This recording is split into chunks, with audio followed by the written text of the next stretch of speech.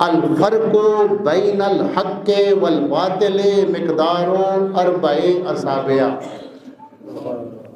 مولا علی فرماتے تھے کہ حق اور باطل کے درمیان، حق اور اس کا آسان سا ترجمہ یہی بنتا ہے، سچ اور جھوٹ کے درمیان صرف 4 انگلیوں کا فاصلہ ہے۔